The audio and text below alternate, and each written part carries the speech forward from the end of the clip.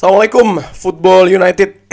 Ringan amatiran ala gua, iseng-iseng hari Minggu menjelang siang di sini.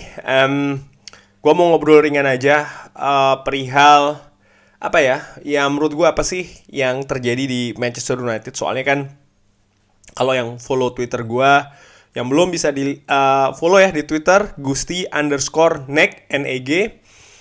Itu gua tulis. Artinya kan, maksud gue begini, beberapa waktu yang lalu ketika zamannya Ole Gunnar Solskjaer, banyak hal itu disalahkan ke Ole Gunnar. Manajer ya, bisa dikatakan manajer. Bahkan sebelum-sebelumnya kan juga seperti itu, Jose Mourinho, zamannya Louis van Gaal juga demikian. Tapi sekarang ini, paling tidak mulai dari bulan Desember ya, arah tuh sudah mulai berbeda ya. Kalau gue baca di media, sosial media, banyak yang mengarahkan jari telunjuk atau menyalahkan itu ke para pemain. Nah, bagaimana gue melihatnya, mana nih, apakah betul manajer yang salah atau pemain yang salah? Karena again, kalau menurut gue, siapapun manajer dari Manchester United ya, pastinya gue dukung, 100%. Mereka kalau gue lihat dari mulai David Moyes, bahkan mulai dari Ryan Giggs sebenarnya. Oke, mulai dari David Moyes ya, bukan Ryan Giggs, sorry, karena Ryan Giggs itu kan setelah David Moyes. Mulai dari David Moyes deh, David Moyes, lalu ada Ryan Giggs, ada Louis van Gaal, Jose Mourinho, Ole Gunnar Solskjaer, dan juga sekarang Ralf Rangnick. Menurut gue mereka ini punya kemampuan sebagai pelatih dari sisi teknis ya, strategi dan lain-lain. Bahkan mereka juga punya cara pendekatan main management yang berbeda-beda, tapi menurut gua mereka punya keunggulan masing-masing. Kenapa gue bisa bilang begitu? Karena gue tidak hanya melihat apa yang mereka raih di Manchester United. Contoh, ya Ole Gunnar Solskjaer membawa tim finish di urutan ketiga, lalu urutan kedua, walaupun di musim selanjutnya jeblok. Itu gue akuin, tapi bawa ke final dan lain-lain, itu merupakan prestasi juga ya, yang tidak bisa dipinggirkan. Mau dibilang ya mengandalkan kualitas individu, itu gue sebenarnya tidak setuju. Karena apa?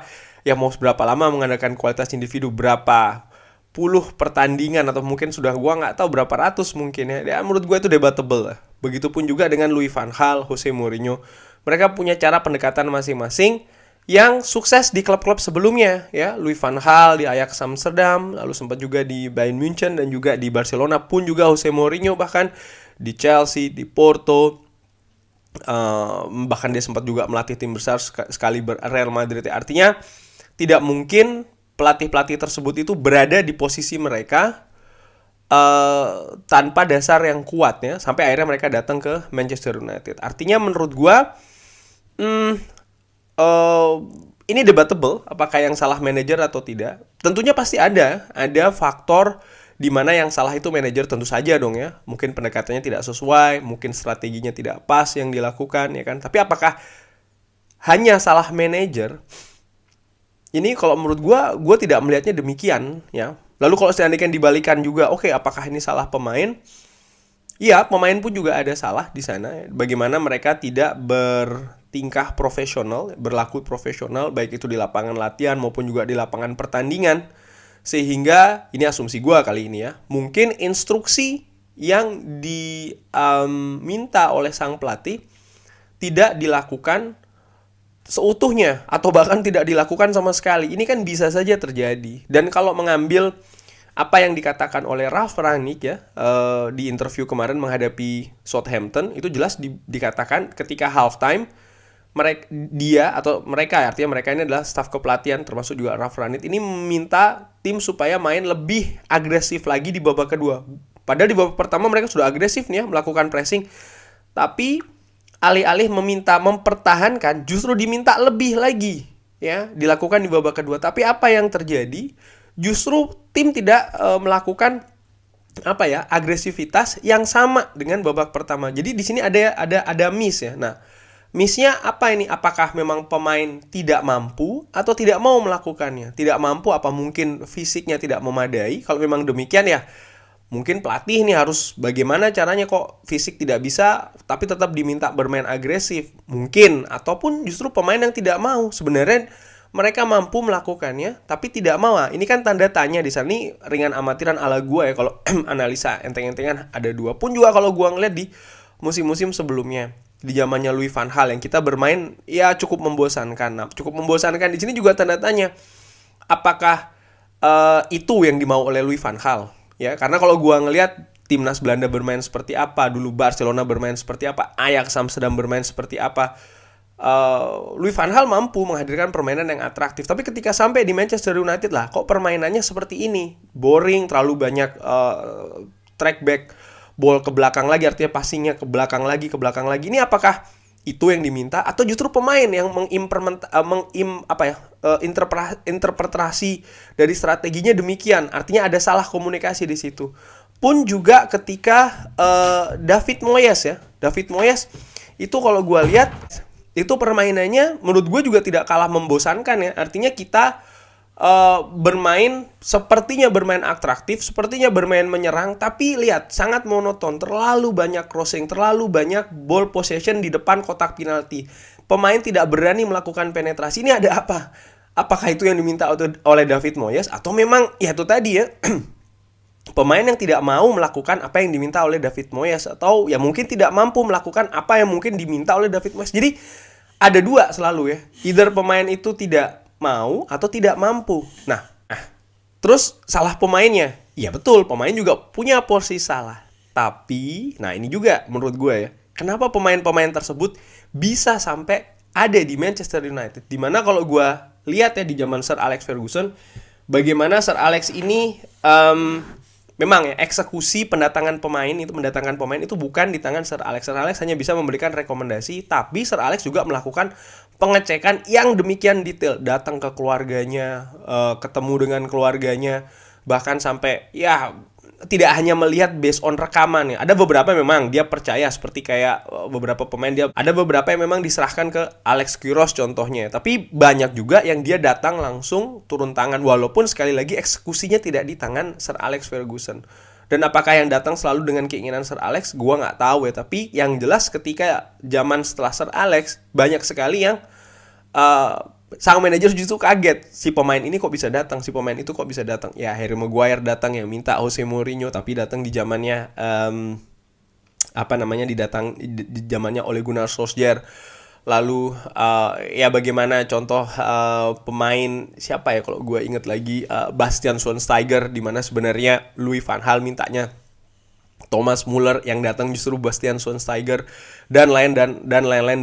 Ini kan juga berperan, bahkan punya pengaruh yang cukup besar. Nah, kalau menurut gue, bagaimana ini? Siapa? Ya, manajer mungkin ada salahnya ya. Pemain juga.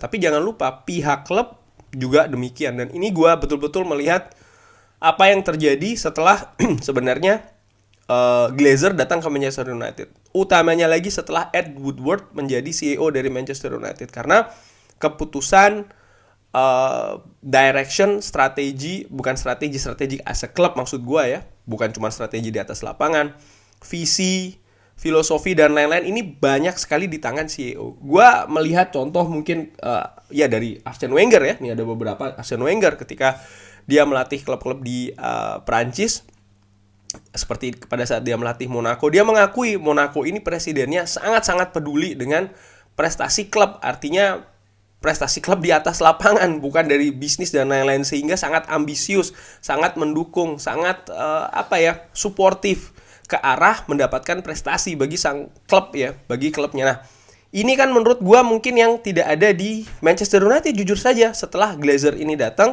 setelah terutama dipegang oleh Ed Woodward. Sekarang sudah dipegang oleh Richard Arnold. Memang benar ada yang mengatakan ya sudah ada John Murtough, sudah ada Ralf Rangnick, tapi jangan lupa pemegang keputusan tertinggi ya, artinya nahkoda besarnya dari Manchester United, salah satu nahkoda besarnya ya ada di CEO, ada di pemilik, kepanjangan tangan dari pemilik. Maksud gue begini, ya inilah adanya. Kita kemungkinan besar akan terus melakukan hal ini ya, salah manajer, salah pemain, bahwa sesungguhnya menurut gue kesimpulannya ini kesalahan kolektif. Kolektif bukan hanya pemain, bukan hanya manajer, tapi juga pengelolaan klub. Pengelolaan klub dari siapa? Dari pemilik, dari kepanjangan tangan pemilik ya, artinya CEO. Semua punya andil. Dan kalau seandainya sekali lagi dibilang ya kan ada John Murtough, ada Ralph Rangnick, ya mereka juga pastinya akan memberikan konsultasi, akan memberikan pendapat. Tapi sekali lagi, eksekusi itu ada di tangan Richard Arnold saat ini sebagai kepanjang tangan dari Glazer. Dan kalau gue ngelihat apakah Richard Arnold ini sebagai seorang apa ya namanya ya, orang yang gila bola, orang yang ngerti bola, atau orang yang paling tidak perhatian dengan sisi prestasi dari Manchester United, ini kan sebuah tanda tanya besar. Dan kalau seandainya Richard Arnold ternyata bukan orang yang demikian ya, bukan orang yang peduli tentang prestasi Manchester United, ya maka kita akan sama saja lingkarannya. Ada John Murtough, ada Ralph Rangnick nanti jadi konsultan, tapi menurut gue tidak akan besar. Kalau seandainya sekali lagi Richard Arnold orientasinya bukan ke sisi prestasi, akan sama saja. Nanti ujung-ujungnya kita akan menunjuk manajer yang salah. Kita akan merekrut pemain yang salah. Kita akan menggaji pemain yang salah, memberikan angka-angka yang tidak tepat yang muaranya nanti ada di permainan di atas lapangan. Jadi menurut gua ini sudah betul-betul kesalahan kolektif, bukan hanya salah manajer, bukan hanya salah player. Itu menurut gua ya. Bagaimana teman-teman? Ada komentar lain bisa drop di kolom komen. Ini hanya iseng-iseng ngobrol ringan aja hari Minggu pagi menjelang siang di Belanda. Terima kasih sudah menyaksikan. Jangan lupa like, subscribe, dan sholat. Wassalamualaikum warahmatullahi wabarakatuh.